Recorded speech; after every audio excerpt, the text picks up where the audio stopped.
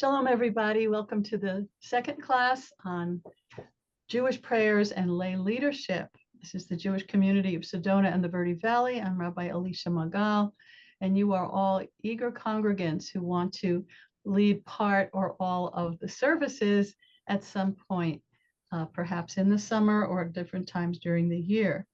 In our first class, we talked about what is in a Jewish service, starting from the basic weekday morning service, and we compared it to the Erev Shabbat service so we could see how much is different on Shabbat than the weekday, especially that there are no petitions, no asking for things, rather more gratitude and just being on Shabbat. So on this second class, this is what we will go over. We'll be reviewing what is in an outline and what are the pages and the Mishkan Tefillah, our prayer book. We'll look at what prayers we almost always do, whether we sing them or read them, or sometimes we substitute a reading or a poem, but with the same theme. We'll look at prayers which sometimes we omit because of time constraints, or they're kind of something special we want to add, and that particular prayer is not necessary every week. Also, we'll talk about different melodies depending on your mood, the season, a holiday coming up, or just a choice to break it up and make it a little bit more interesting. And we'll also look at slides that accompany the outline. So this is really practical, behind the scenes, showing what I use every week.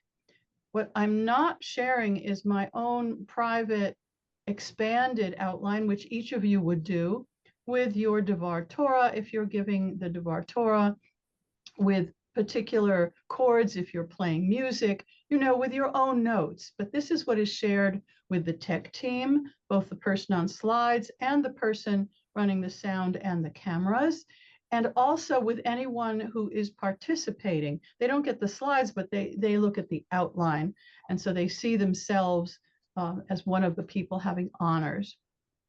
Now, what is in the outline? There's a listing of prayers. There's a listing of who is leading and where they are, because the camera has to be prepared for the next shot. Is it at the bima area? Is it near the ark? Is it at the podium? Is it maybe down where the where the chairs are, where the people are sitting? And we include what page in the prayer book, what number slide, and if it's included on the handout, which I prepare and which anyone who has a lay leadership would receive from us. Would be happy to give you that. If you don't have your own choice of a reading, I have a whole library full of appropriate readings. So again, we're going to delve into what the outline looks like. So it starts like this. At the top, I say, what is the Torah portion? And this is what I'm working on for this Friday. It's a double portion, Behar and Bechukotai. What's the date and what's the time? Especially since once a month, for the next few months, we'll have a 7 o'clock service on the first Friday of the month. I am making sure that I outline what the time is, who's on slides, who's on tech, and just because sometimes that's important to have, what is the code to get in on the Zoom. So the columns are what is the prayer or the song, who is doing it and where are they, and what is the slide, and is there a corresponding number on the handout. So I have been counting the days since October 7th, and I do that standing, and I have a tea light, and it's on the bima. So you can see that that's helpful for the person, not only who's leading, but the person who is doing the camera and the sound and the slides, so they know what's coming. Often I'll do a nigun, a wordless melody, and that's me, and I'm usually sitting because I often use the guitar. So you see how the information is continuing. Sometimes I sing Hine Matov to get everybody in the mood, and we do have a slide for that. It's also on the handout, but it's not in the book. So I see slide and handout, but I don't see a page number. Sometimes, especially if I see a lot of guests, I'll read out the mission statement, and that's for everybody. It says on a slide and at the handout. Then I have an introduction to candle lighting. The last few weeks, I've been doing the one from Hannah Tiferet, Come Let Us Light Up Our Hearts. I also have one from Debbie Friedman. And that is your choice, what kind of introduction, if any, that you want to do. Again, it's on a slide and in the handout. So we think about people in their seats and people watching from home. And then we have this introduction, and this is where I put the name. So it's going to be, let's say, Lisa Glinsky. So I write, introduce Lisa Glinsky. I'm going to be doing the introduction. She will be doing the candle lighting, and here it'll say Lisa Glinsky. We like to have people focusing on the candles, so I don't offer a slide or a handout on that, so that they're looking up and really enjoying the motion up at the bima. Sometimes I sing some Shabbat songs, and I might add it right here before L'Chadodi. Sometimes if there's something special happening, I won't do extra songs because I know there's a reading or something happening later, but there's some possibility here to add. So L'Chadodi, I do that sitting with the guitar. Of course, if you have Catherine or there's a choir, this will be different. And although it's on a slide, it's also in the prayer book, and I announce the pages. Shalom Aleichem follows. Sometimes I have people greet each other at this point, and I continue with the song, which is shown on a slide and on the page, and whoever's on slides knows to end it a little early so that the people watching get a sense of my leading and the sense of being in the room. The outline continues where we actually begin the evening prayer with Baruch Hu, which is the call to prayer. I stand and I invite people, if they're able, to stand. Very important, because some people might feel that they have to, but if it's hard for them, then they should have permission to remain seated, but they should know about this idea of internal elevation. It's on a slide and there's a page number. The evening prayer, Ma'ariv Aravim, it could be chanted, it could be read in Hebrew, it could be read in English. You have lots of possibilities. I usually, in the last few weeks, I've been doing both of these, Ahavat Olam and Ma'ariv Aravim, reading in English with the Chatima, the last line in Hebrew, but I changed that up. And here I remain sitting now until we have the standing prayer, the Amidah. So you can see how it flows. Shema as a chant, Be'ahavta. And when someone is leading, they might call up someone to say, would you like to lead Shema and Be'ahavta? Like I could call on Patty Hoysh, say, and she would come up and lead both of these. In that case, I wouldn't have Rabbi here. I'd have the person leading. Very important to have that, because you can also make eye contact so they know they're up next, even though they have the outline, and to introduce them and call them up by name. Mi Chamocha, again, there's several melodies, but I like this to be sung because it's so joyous. And there is on the slide, and there's a page number. Hashkivenu, sometimes I call it God's Lullaby. Again, you might have a poem, you might have reading in English. There are many opportunities to offer the meaning and the impact, but in a different way. So it's on a slide, and if you skip it, if you do a reading, then you would let the person who's doing slides know that this is crossed out and they shouldn't show the slide because you're doing something else. The more information you can give, the better. The Shamru is optional. I often like to offer this right before the Amidah, talking about how our generations kept and guarded Shabbat throughout the generations. But sometimes if I've had other songs or I know that I'm going to have a longer reading, I might skip it. So you have some choices. Then we have the introduction to the standing prayer, the Amidah with Adonai Sfatai Tiftach. I'm standing at this point. I indicate the page numbers, and everyone stands if they are able. We begin the Amidah with the Avot, Gevurot, and in the summer it's Morid Hatal because it's the dry season in Israel. And it can be confusing because you might have a monsoon rainstorm outside, but we're still not saying Geshem, we're saying Tal. We're not saying rain, we're saying dew, because liturgically, we're hooked into the Israeli seasons and not what's happening where we are. This is the same thing for people who live in the Southern Hemisphere. They go by Israel and not by their seasons. The Amidah continues with the Kedusha, about the holiness. And remember, there are no petitions on Shabbat, so it's much shorter. And then we offer this reading people have enjoyed. May these hours of rest and renewal, and people join together on page 173. You might choose something else. You might not want a slide here. You might want to make a slide. There is flexibility in this several page section, which includes silent prayer. So we have, Rabbi, yes, I'm not sure you see Susan's hand up.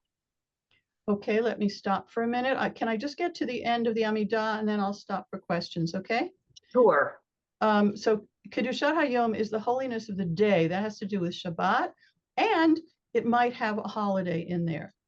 And then it closes with the please hear our prayer, the avodah, that's the service, thanks, and shalom. And it ends with Yehulah Ratzon, a song to come out of the Amidah, unless you have choir and you want to do Oseh Shalom or some other way of gently bringing people out of the silent section of the Amidah. So I will stop for a minute and take some questions or observations. Yes, Susan.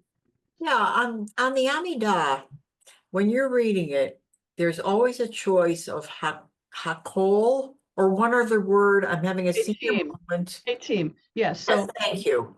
Conservative and Orthodox has the one who revives the dead. And in the Reform, Reconstructionist, and it depends on the conservative, they give both denominations, they changed it to revives everyone, everything. Okay. Talking about aliveness rather than actually reviving the dead. So that was a theological decision, and that's why we have a choice between Hakol or Meitim. Is there a specific time when you would use one over the other, or is it subject so it's solely to discretionary choice? It's discretionary choice. Okay. What I do is if I know that there are people who are used to hearing Meitim, especially on Wednesday morning, so sometimes I do half and half. Mary's smiling because she notices I do that. And otherwise, I keep to the Hakol. Which is the hakol is the raising of the dead or the raising, reviving everyone. everything. Okay, got it. Thank you. You're welcome. It's a very intelligent question. I mean, it shows that you know that there are other choices and you're asking why and how. So I appreciate that kind of question because it's important for you as a leader to know what choices to make and to make them logically and from knowledge. Yes, Anita. Of course, that can be very visceral and emotional because some people are very, get very upset with one or the other. But the, so Meitim et HaKol gives life to everything, right? But I prefer Meitim HaMeitim, not just because I believe in reincarnation, but the class I took with Rabbi Ali Comfer, he talked about that too, that it's not just talking about resurrection of the dead, it's talking about, you know, how I was asked, how are you? And I said, if I had energy, you know, I'd be great. It's that kind of reviving people who are just feeling kind of dead in their lives. So I prefer exactly. So you can. I love what Anita did about language. So it doesn't have to be reviving the dead. It could be revitalizing. You see, you're using the word vital, which means life, vita, yeah. And you're saying it in a different way. So you can bringing life back to those of us who are just not running on all 8 cylinders. Decrepit. These are good comments, and it's important when you see something in the prayer book that gives you a choice how will you choose it, and based on what understanding of the words, and you might introduce it a different way as well. So that this is a good discussion. Yeah, and the people who don't like Mechaye Hametim because they see it only as resurrection of the dead who've been dead and buried, and not as bringing life back to those of us who need to be reinvigorated, and they have this visceral reaction to Mechaye Hametim, and that's why they prefer Mechaye as whole. It gives life to everything. I've had this. If somebody has a visceral reaction, they might come up to you later after the service and say, why did you do that? I'm used to hearing it this way. So you must have an answer. You have to back up your choice with something that will, hopefully you'll satisfy them with your answer. All right, let us go on. So we go on now with the introduction to the Torah service. Why do we have that on Friday night? Because we're not gathering together every Saturday morning, nor Monday and Thursday to hear Torah. So I'm combining it on Friday night with a shortened Torah service. We don't have 3 aliyot, we don't have 7 aliyot, we have usually 1, maybe 2. So I introduce the person who's going to be reading at the podium, and that the name would go twice, where you introduce and when they come up and they start to read. And while they're reading, in the middle of the reading, and I have little marks that show that in the reading, I usually have a little line, there'll be a slide, and that slide will have the name of the Torah portion and an illustration. It's just more interesting that way. And then it goes off and they see the person again. So the person starts to read, then a slide goes up that has an illustration, and then the person finishes the reading and the camera goes back to the person reading. If what's missing here is that it's on the handout. So I'll just add that when I finish this outline, because it's usually number 3 or 4 on the outline.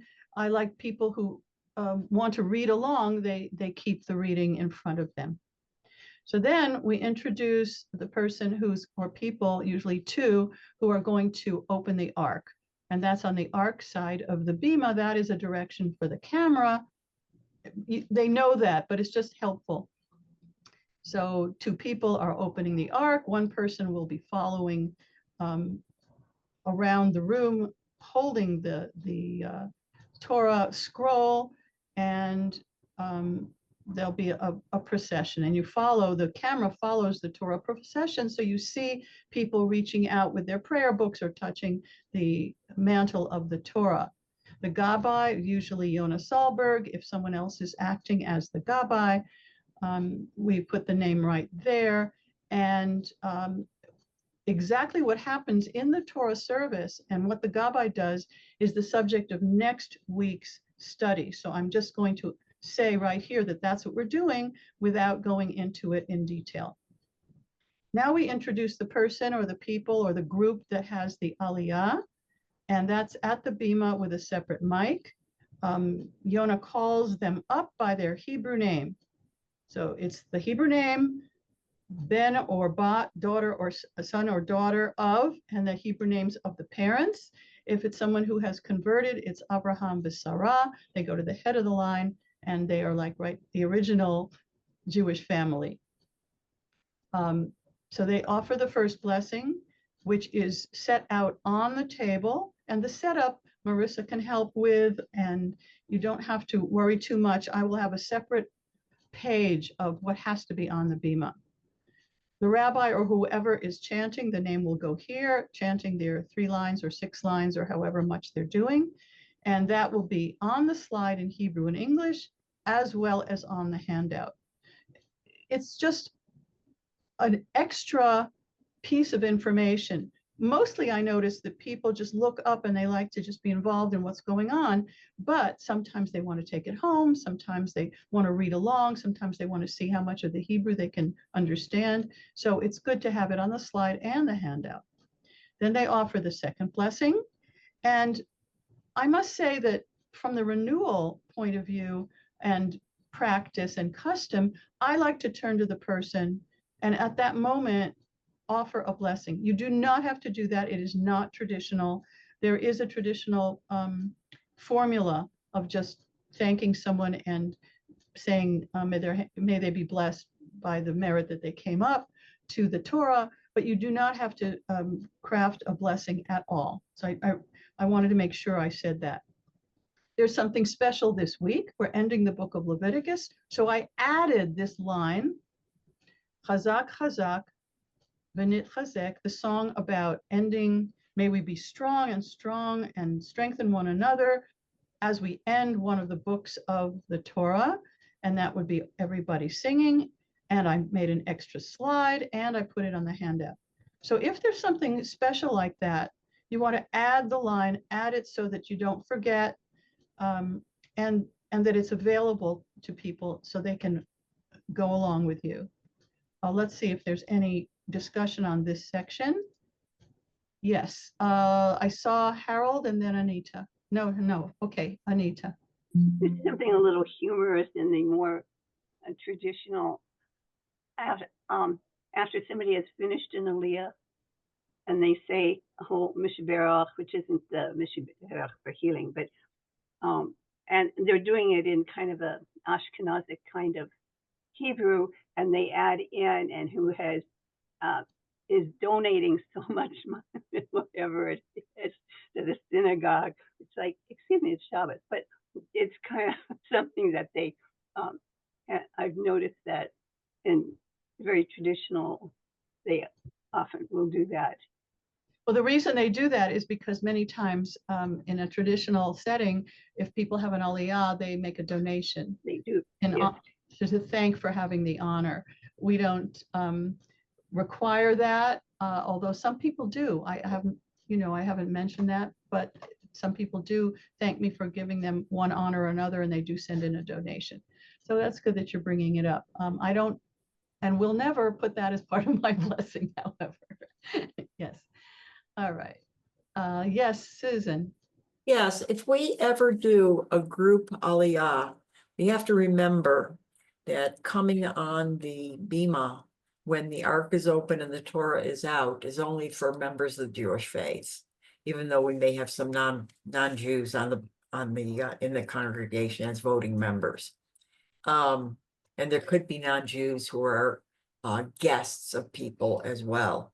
So we have to remember that if we do choose to call a group aliyah, that the announcement has to be made that that aliyah is intended for Jewish members of that group only.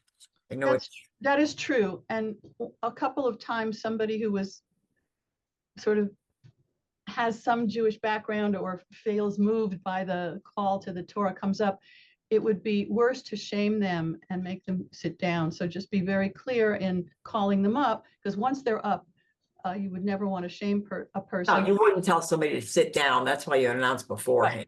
Right. So, and I do make an exception at a bar mitzvah. Yes. Or if there's a family, because the parents have supported this child and both of them come up even if one is not Jewish, and then the one who is Jewish says the blessing, Bahar Banu chose us, because obviously if you're not Jewish you haven't been chosen by these mitzvot, and so that's okay, they're just standing there in support. So that's how I justify that.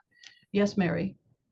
My question is regarding wearing a talit, because as we might know, women are not obligated to wear talitot, and in some places they're practically prohibited from wearing them. So if you are calling a woman up to open the ark, well, let's go through the whole thing unless you planned on having this later, from candle lighting to opening the ark to coming for an aliyah. Would you say that it is optional for women to wear a talit? Good question. Kippah, head covering, and talit, prayer shawl. You can say it is our custom, since we have included a Torah service, that if anyone comes up either to open the ark, walk with the Torah, or have an aliyah, it is our custom that they wear a talit. They're not required to. And I noticed that almost everybody kind of likes to do that. If it's guests, they might be more hesitant. That's why I have a lot of my talitot hung there for women to use if they wish. And so again, it wouldn't be required. It is our custom that men wear a kippah. Some women wear it too. You can see I'm wearing one. And again, we don't require it. It was customary for women to cover their hair when lighting the candles, but we don't require it. So we're in this kind of intermediate place where we have custom, we have some kind of tradition that has become accepted in our community, but we don't impose that on every single person who comes in. We do offer kippot to men who come in. I would say we would gesture to them, the kippot are over there. And it's only been a couple of times that someone just said, no, I don't want to. And then we don't insist. But these are important questions. Any other questions so far about expectations and traditions? Yes, Anita. Yeah, about wearing a head covering for lighting the candles. One of our members was extremely upset when seeing that somebody had come up to light the candles without her head covered. And that was like a really serious issue for this person to observe somebody lighting without covering her head. And I mean, I'm just mentioning that. All right, so there'll always be somebody who says, well, back in Cincinnati, back in Texas, back 40 years ago in New York, back Or my Bobby did this. my Bobby did, you know, whatever their custom is, should be the custom for everyone. And you just have to gently say, other people have other levels of comfort. And I'm sure that when you light the candles, you'll be sure to cover your head.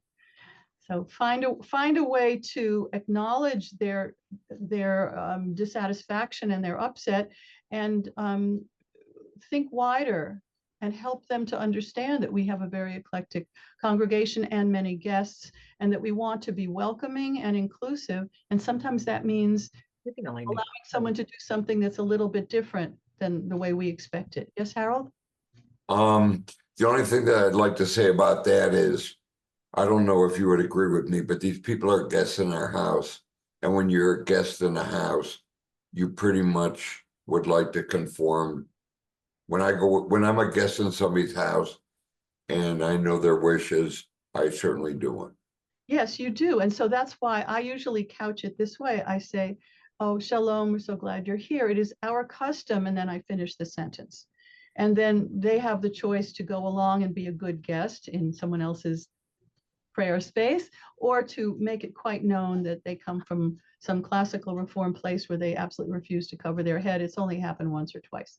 So didn't we once, Sue would know, didn't we once have something about women covering their heads in the bylaws or the procedure manual? Let's do the best we can to communicate our custom, and Right. allow that our wishes will not always be carried forth. And no, we absolutely did not put it in the bylaws and the practice. Now, there is something in the policy and procedures manual, and it says what our customs are.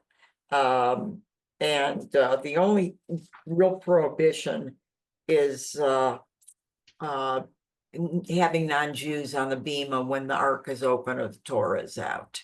Right. And they can do exceptions for family events like baby namings or bar mitzvahs, and that's certainly, yes. And somebody who's not Jewish can do a reading. right. Okay. So Our daughter-in-law do that, and it worked out fine. great. But we have things like prayer books are holy and must not be placed on the floor. But we basically encourage people to comply with our traditions. Good word. We'll encourage that. Very good. Okay. Let's go on with the outline that gets to the place of the drash or the Devar Torah, and that is often me, but not necessarily. Someone else could give the drash. Just make sure you put the name in. It makes it much easier. And I do that standing, after which I say Shabbat Shalom so that people know that I've ended.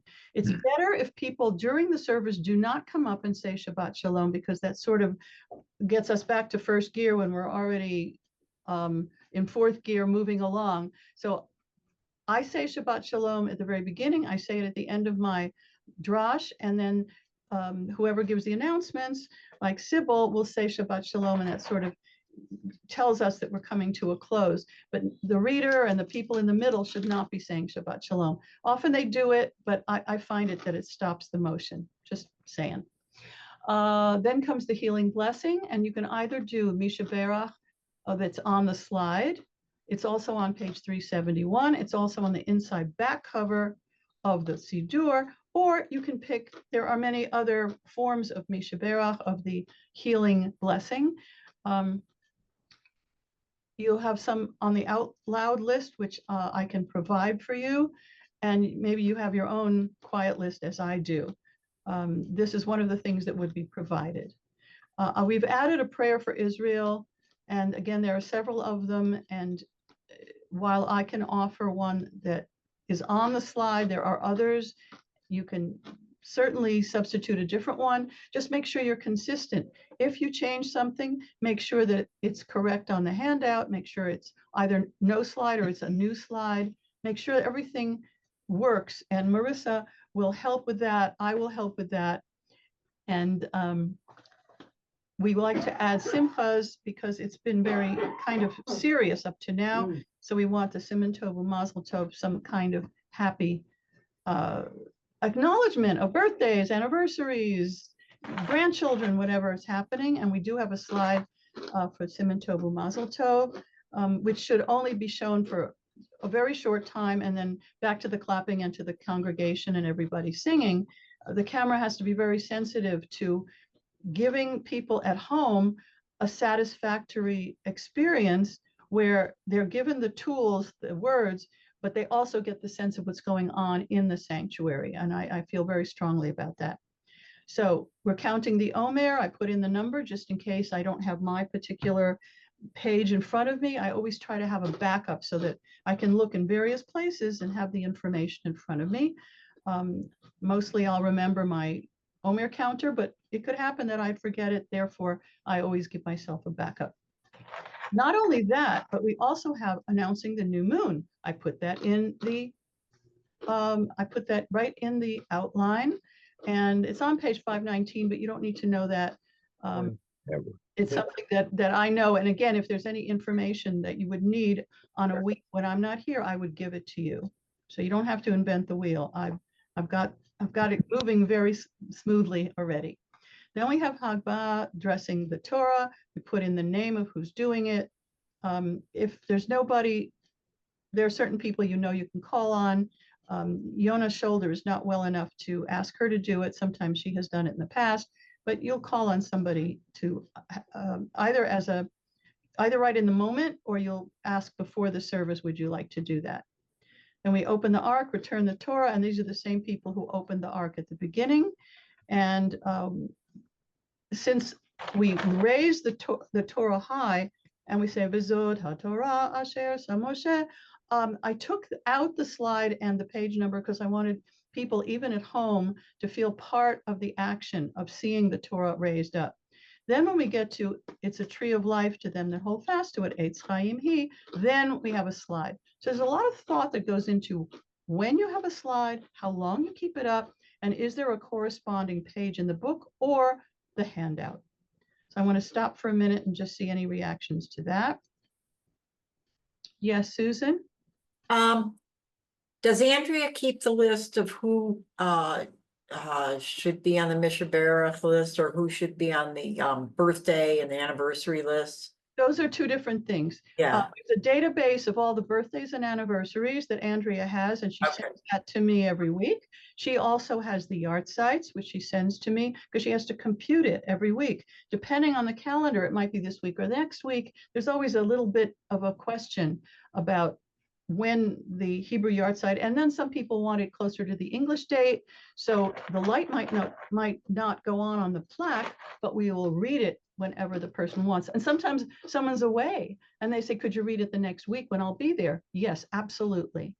So I would give you the information of the birthdays, the anniversaries, and let me show you the next slide, and it exactly answers your question. Okay. The honors are given to someone who sponsors an oneg. They get to pick some of the honors. People with simchas, like you just said, birthdays, anniversaries, something to be happy about. Once in a long while, it's somebody who just has renewed their vows. I mean, you know what a simcha is, so some kind of happy Sure. occasion.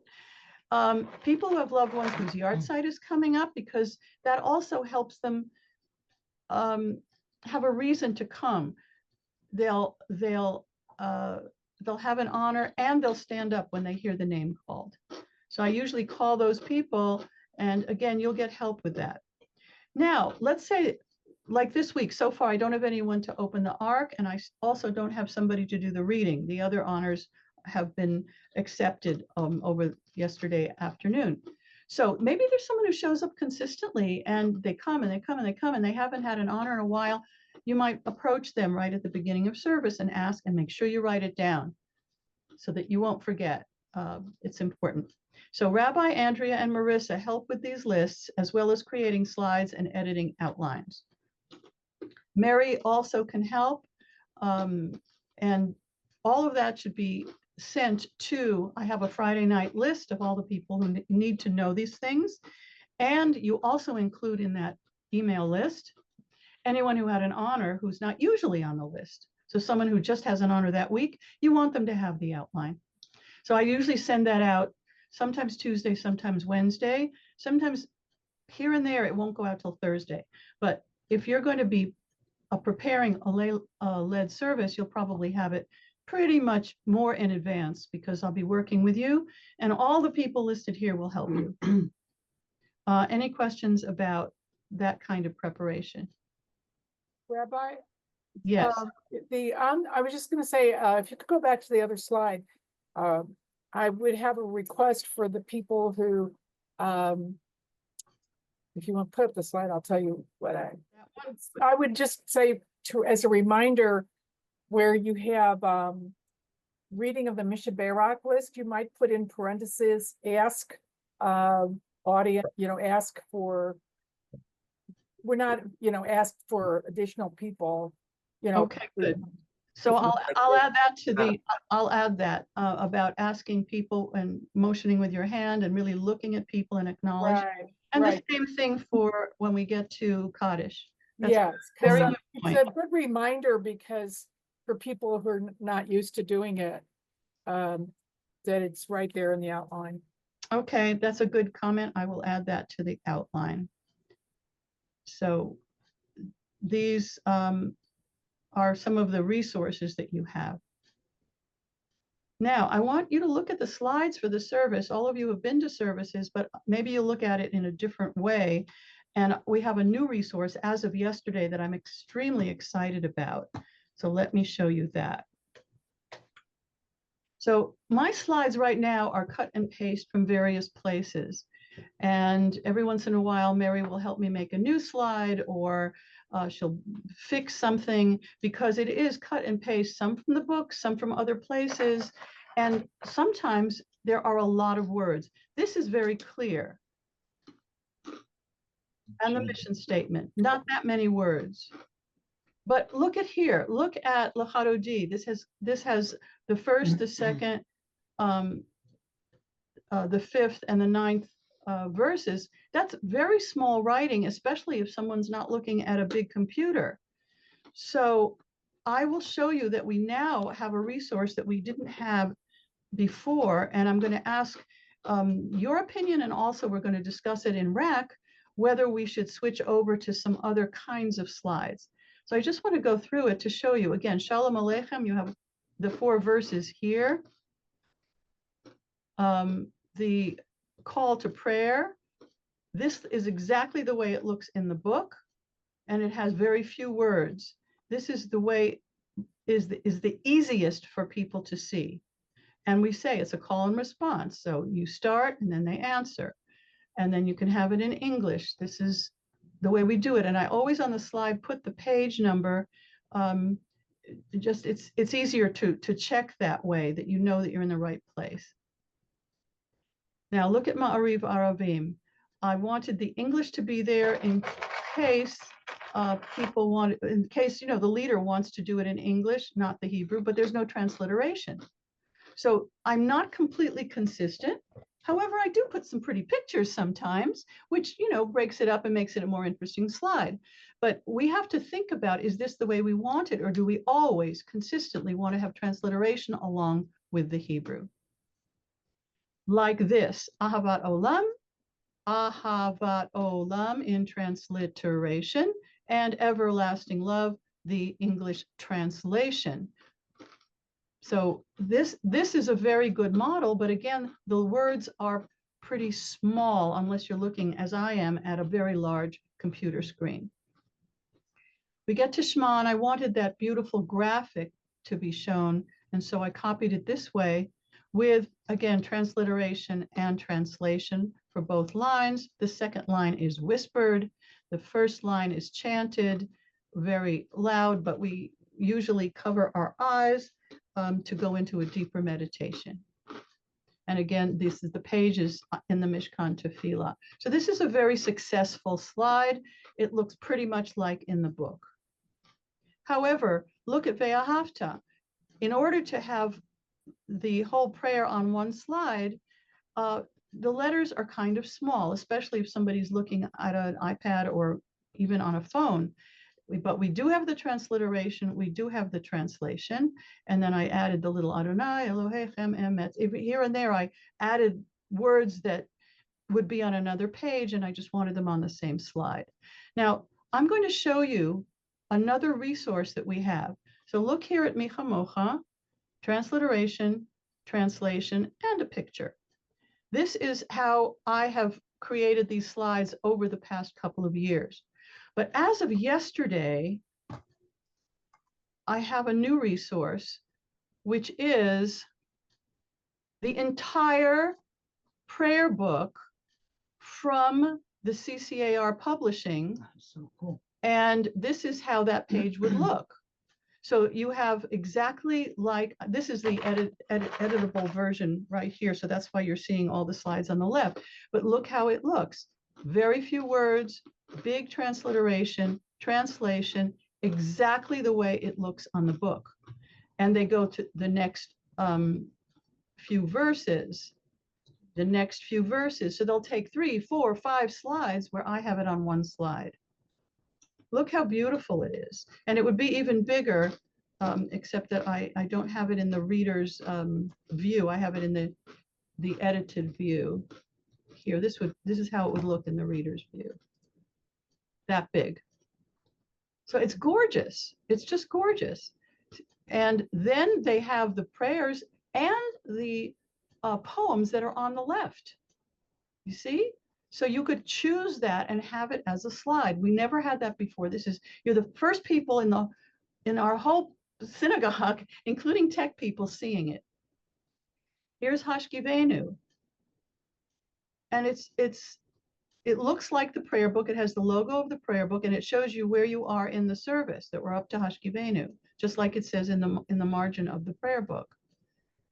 And see, it goes on and on. We don't use the whole thing, but the Chatima, Baruch Atah Adonai Porez Sukat Shalom Aleinu, etc., they give it a whole slide so that there are hundreds and hundreds of these slides, and we are now able to use them. I shared with Tech and the Rabbi's Discretionary Fund to pay for this, and I thought it was a very, very good idea to acquire this resource. See how beautiful it is? It has the English, it has the transliteration, the English, and it has that poetry that's on the left side of the page. Look at all the choices you have, and then the Fatima, and the poetry, and it's just so many more choices for us. So I'm flipping through here to show you these slides because we never had this before. Here's Vishamru. Now look what happens at the Amidah. This is all Vishamru, all Vishamru. The Tefillah, the standing prayer. Adonai Sfatai Tiftach on one slide. and those poems that I sometimes choose. So you could have that. Then it has just the beginning of the Amidah, transliteration, translation. And it goes on separating them so that everything is large. So I don't know who of you is looking at something, a smaller iPad, but no matter what you're looking at, I'm sure you can see that it's much clearer than what we have. And what I have in one slide, they might have in 3 or 4. They include Shabbat Shuvah, that for us is a tiny little line.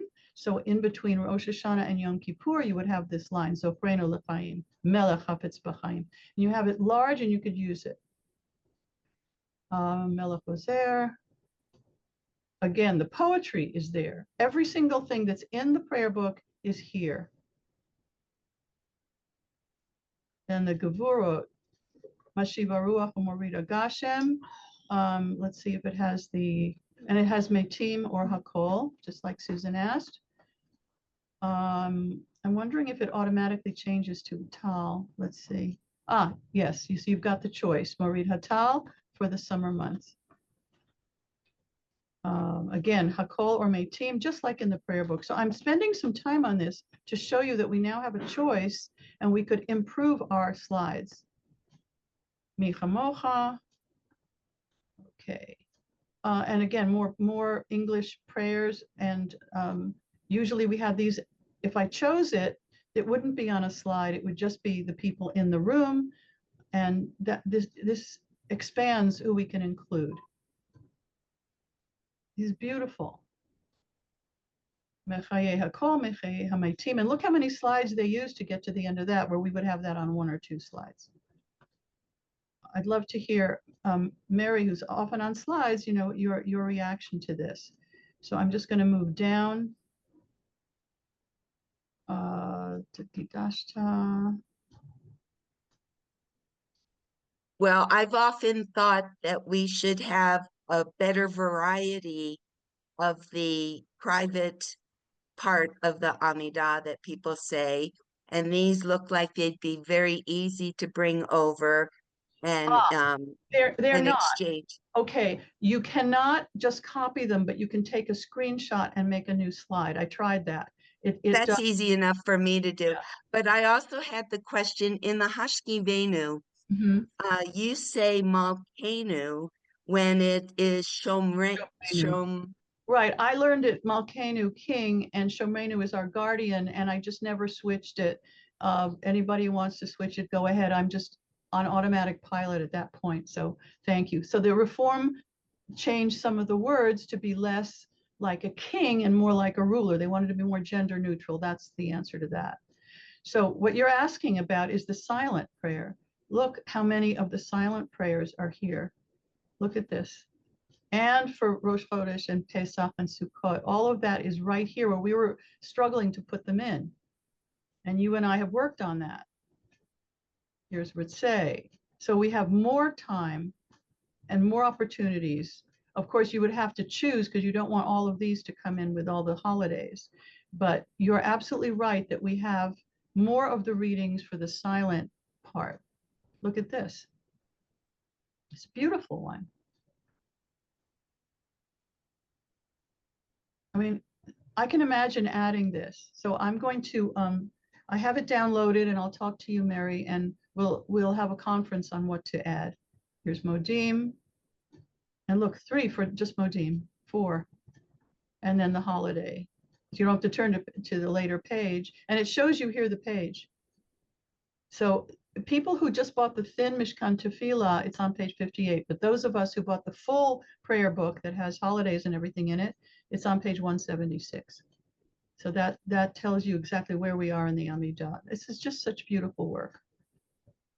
Thank you. And God of Goodness, which is we do have. I copied some of these pages. Mary, you look at them and you go, oh yeah, we've got that one. But we don't have all of these. There's Shalom Rav that Susan asked about. Make you happy. And again, the additions for Shabbat Shuvah would be there. You might, and you can edit these. I got the version that you can edit. Elohai Netzor L'Shonei Meira. This is part of the silent prayer, Patach Libi B'Toratecha. Look at all of the opportunities we have here. I'm really enjoying, this is the first time I'm looking at some of these slides together with you, because I just received it.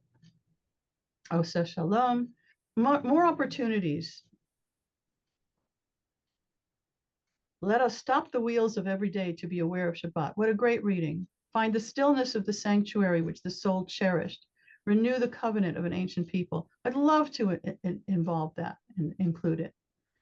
All right, so there are a lot of different prayers. You get the idea. I'm just going to scroll through and see if there's anything else really interesting here. Reading the Torah on Shabbat, and we do. So we have it right here for us. We start Ki Mitzion Tetzei Torah. So we have that. Probably have also Shavarim.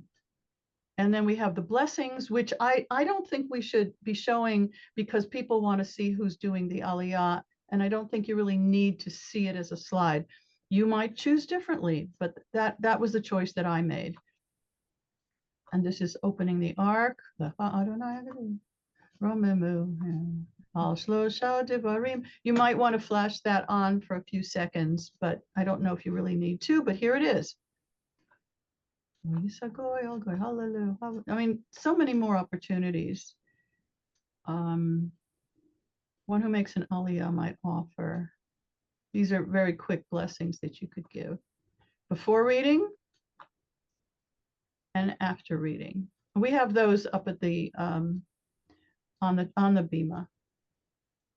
An alternative blessing before the reading of the Torah. There might come a time where somebody says, I really can't do it in Hebrew, but I really want the aliyah. Well, there are some alternative blessings that you might choose to use. And here it is. Here's another one. This is the after.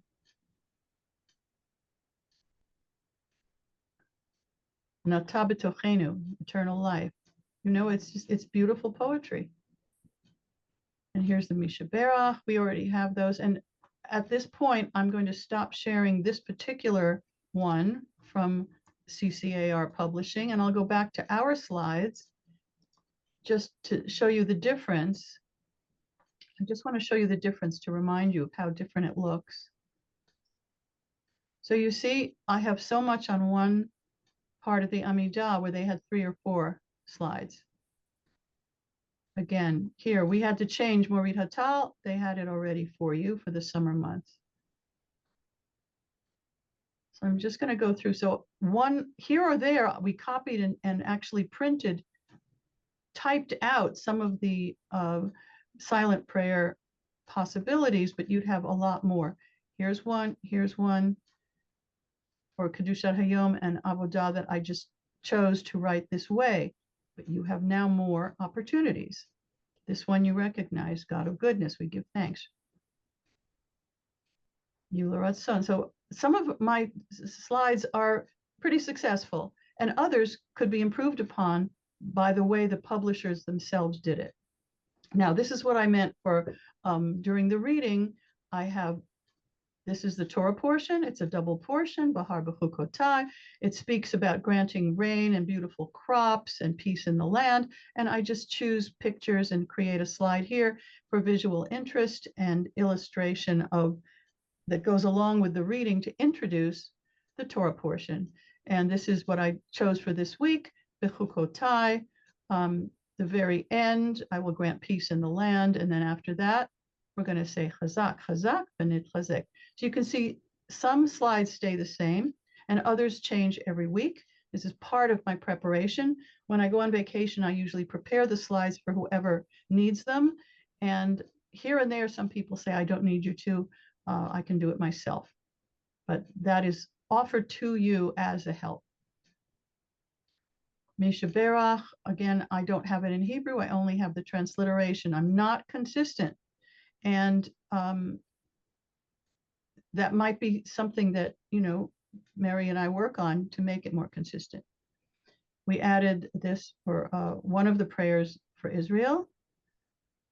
I love this one that you created, Mary, about simchas. returning the Torah to the Ark. You saw what it looked like in the other page. And they don't have illustrations like I have, but they're more consistent in the look of the page. Aleinu definitely could be more slides. We have it in 3 slides. They have it, I think, in more. V'ne'emar, page 591. You always hear me say that. Mourner's Kaddish, small letters. Perhaps it should be several slides. We can look at this. We can improve. This has worked for us for a couple of years. We're always looking to improve. Adon Olam, Mary put it on several slides because she realized that as it was too crowded. And then we have And also, in one of the versions that you use, we go back to the slide that comes before this as we say it in a faster repetition. Right, So right here. that way, if you choose that melody, then I can go back and re-show just the part that we're singing again. Excellent. And so that also is a matter of custom, which melodies we're using. And we have the slide that I just made a kind of collage, and that's the signal to show that we're done with the service, and then to have a wide shot of everybody singing Oseh Shalom Bimromav, moving into the social hall and having Kiddush and Motzi. We now have another camera there, so people at home can actually see us. They just can't eat the food, but they can see us having Kiddush and Motzi and see the people who are there, and it's more of a social moment. So I would like to just have a review of what we've just shown. From the first couple of classes, you now have an idea of what's in the Erev Shabbat service, a welcome, lighting candles, songs for Shabbat if you choose, but certainly Lahadodi Shalom Aleichem, maybe say Shabbat Shalom to everybody. You can add Chatzi Kaddish, that comma. You don't have to. I do it once in a while. Then comes the section with the Shema and its blessings, the call to prayer with Baruch Hu, evening prayer, Ma'ari Baravim. Love is great of time and space, Ahavat Olam, the love sandwich, love, Shema, Ve'ahavta, you shall love God with all your heart and soul and might. This goes together. We call it love in, love out. Okay, so you receive love, Shema, we're connected, and Ve'ahavta, you offer love. The next section is leading up to the Amidah with Michamocha, Hashkivenu, and if you want to do V'shamru, it's in the prayer book. You don't necessarily have to. We move on to the Amidah, and we know the difference between the Amidah on Shabbat and the Amidah on the weekday. That's why I showed it this way. The 3 introductory parts, Avot and Imahot, Gevurot, Kedusha, and all those petitions in the weekday are substituting here by Kedushat Hayom, just the holiness of the day, holiness of Shabbat or the holiday. And then the closing, Avodah, our service, please accept it, Hoda'ah, thank you, and some kind of prayer of peace. And then we have a song to bring us out of the Amidah, and it's often, it could be Oseh Shalom, but something that brings us out of the silent prayer. And then our custom is that we do some kind of a reading about the Torah portion and Aliyah and chanting from the Torah. That is not traditional for a Friday night if they meet for Saturday and have a Torah study. When we have Shabbat across the world or a bar bat mitzvah, we eliminate this and put it on Shabbat. We sort of welcome a drash or Devar Torah, words about the Torah portion. The important thing is to make it relevant to our lives today and to do it in the context of the theme of the whole service. You don't just plunk it in. If it's all about peace, then as you're going through, you mention that peace is our theme. If it's about offering service, try to weave that into the whole service, not just at this place here. And we have healing blessings, and remember to ask other people if they want to add names. And then we come down off the mountain, I would say, with the concluding blessings. Aleinu, Mourner's Kaddish, again, ask people if they are also in mourning, and Adon Olam, or any closing song. And sometimes if we're running late, I just go right to Oseh Shalom because they're already standing, and it just seems like it's time. It's already 6:45, we better do that. So you have some choices. This week was a specific outline and slides of the Erev Shabbat service. Last week, we had an overview of Jewish prayer services in general. Next week, we're going to focus in on the Torah service, the role of the Gabbai, and the materials. And remember, week 4, do your absolute best to be here in person so that you can take practice, because it's one thing to know that it should be done a certain way. It's a whole other thing when you're up there and you've got your papers and you've got the prayer book and you've got people coming and going, and to keep track of everything. So the practice is going to be very important. It would be like a davening lab, I would call it. All right, is there anything else? Because if not, I think we'll just end this one right about now. And the recordings are available to you. And I thank you so much for your interest and your willingness to be part of the lay leadership team. And I know that you'll call on other people and include them to do one or more parts, because the more people who participate, the more the more these prayers mean something to them. And it's also a modeling to others. Oh, you could just go up for one part. Maybe I'll do that next time. We want to include, welcome, welcome, welcome, and expand the level of knowledge in all of our congregation. Okay. We didn't do a blessing before, but I'm going to say it now retroactively, because this was a kind of Torah study. Baruch atah Adonai Eloheinu melech haolam asher kiddushanu b'mitzvotav v'tzivanu la'asok b'divrei Torah. Amen. Holy One of blessing, your presence fills creation. Thank you for giving us opportunities to connect with holiness, such as studying and leading words of Torah and the prayer book. Amen. Shalom, everybody. Thank you. Shalom, everybody. Bye, shalom. Bye-bye.